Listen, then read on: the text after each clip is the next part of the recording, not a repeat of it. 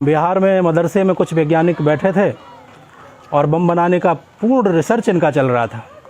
कई बम बन भी गए थे, लेकिन सूर्य भगवान का तापमान इतना बढ़ा कि इस गर्मी के चलते सभी बम एक साथ ब्लास्ट हो गए।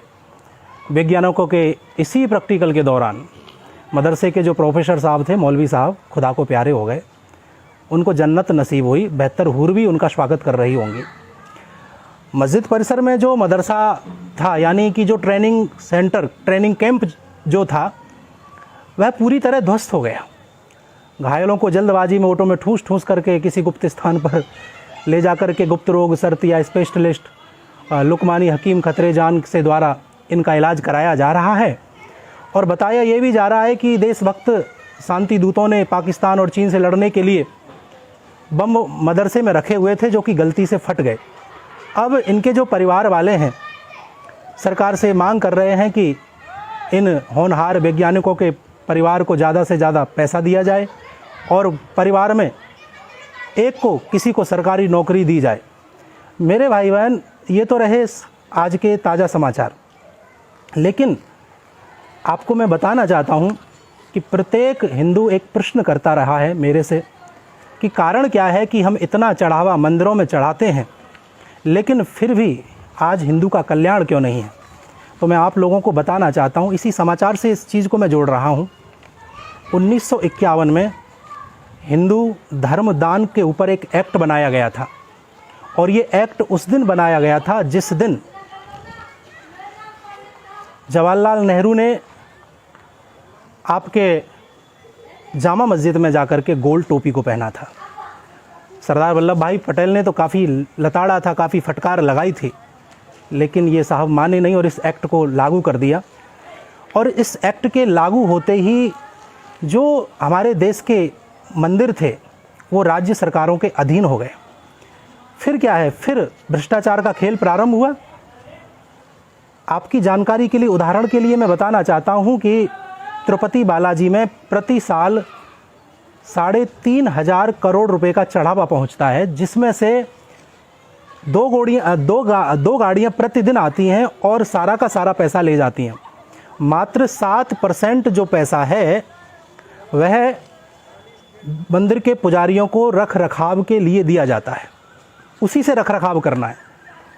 इसी क्रम में अन्य सरकारों ने भी, कर्नाटक है, उड़ीसा है, तमिलनाडु है, महाराष्ट्र है, इन सरकारों ने भी ऐसा ही किया। हिंदुओं के जो मंदिर थे उनका चढ़ावा अपने अधीन किया।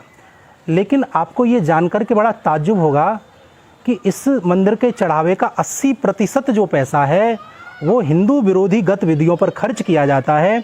और ये मैं बड़े विश्वास के साथ कहता हूँ, और आप सर्च भी कर सकते हैं, जानकारी ले भी सकते हैं RTI आदि के द्वारा, कि ज़्यादा से ज़्यादा जो पैसा है चर्च और मस्जिदों के ऊपर खर्च किया जाता है। तो मैं आप लोगों को कहना ये चाहता हूँ कि मंदिरों में इस फंड को लेकर के बड़ा भ्रष्टाचार चल रहा है। और हाँ, कर्नाटक में 2000 मंदिर में से 50,000 मंदिर तो सरकार ने ये बहाना दे करके बंद करा दिए हैं।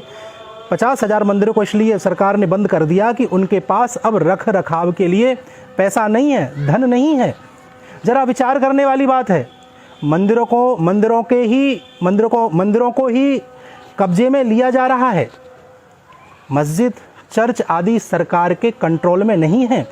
मंदिरों से जो मिलने वाला फंड है, जो इस्तेमाल मस्जिद और चर्चों के लिए किया जा रहा है, सभी प्रकार से मैं आपको बताना चाहता हूँ कि विश्व की सबसे मजबूत आबादी सनातनी होती अगर मंदिर का चढ़ावा मंदिर के पास होता। और इसी से, और दूसरी बात मैं कहना चाहता हूँ कि जो अंग्रेजी शिक्षा अगर ये अंग्रेज़ों को ना सौंपी गई होती, ये सौंपी ना गई होती, तो आज देश की हालत, धर्म प्रेमियों, कुछ और ही होती। और आप इस भ्रम में ना रहें कि मंदिरों का जो धन है वो पुजारियों को मिलता है और पुजारी ऐश और आराम करते हैं। ऐसा नहीं है, ये तो विधर्मी लोग, एक प्रोपोगेंडा चलाया जाता है, मीडिया तरह तरह के, जिनके मन में तरह तरह की बातें भरी हुई हैं, हिंदू धर्म के विरुद्ध में जो कार्य करते हैं, कुछ ऐसे मूर्ख लोग जो है ये बात बोल वचन करते हैं कि इस धन से पुजारी ऐश और आराम करते हैं। मैं आपको बताना चाहता हूँ कि हमारे मंदिर की आय हमारे गरीब और निर्धनों को प्राप्त हो उनकी शिक्षा में लगे, उनके संस्कारों में लगे, सभ्यता के लिए लगाया जाए। इसके लिए हिंदू बोर्ड गठन किया जा रहा है। आप ज़्यादा से ज़्यादा सहयोग भी ना कर सके तो कम से कम इस वीडियो को आप शेयर करिएगा, जिससे कि लोगों को ये बात जानकारी हो। मैं बार बार बोलता रहा हूँ, और मैं ही नहीं, बहुत सारे लोग बार बार बोलते रहे हैं। मेरा कोई भी ऐसा मंतव्य नहीं है कि कोई झगड़ा हो, लेकिन मेरा मंतव्य इतना है कि हिंदुस्तान में हिंदू सेफ रहे, हिंदू की रक्षा रहे।